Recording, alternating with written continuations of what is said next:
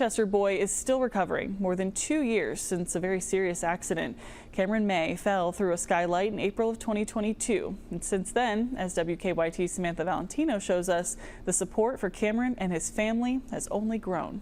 Kameron May was just 12 years old when he sustained serious injuries after falling through the roof of a Winchester building. More than anything, we want people to know Kameron's story and to keep him in their prayers. Kameron's family says he's improving. He's more aware of his surroundings and is progressing cognitively each day. He's learning to use technology to communicate with his friends and family. Going forward, I'm hoping that obviously we want him to regain his speech. That's a big thing to me. I haven't heard his voice in over 2 years.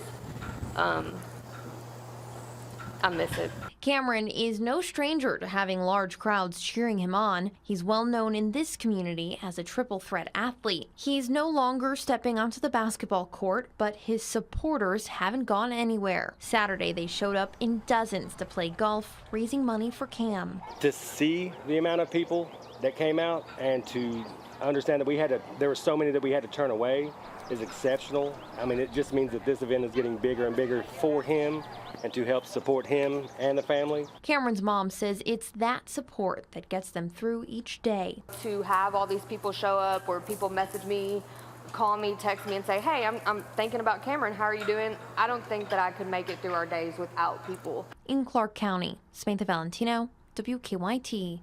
And if you're interested in learning more about Kameron's story or donating to support him in his recovery, you can find a link inside this story right now on the WKYT News app.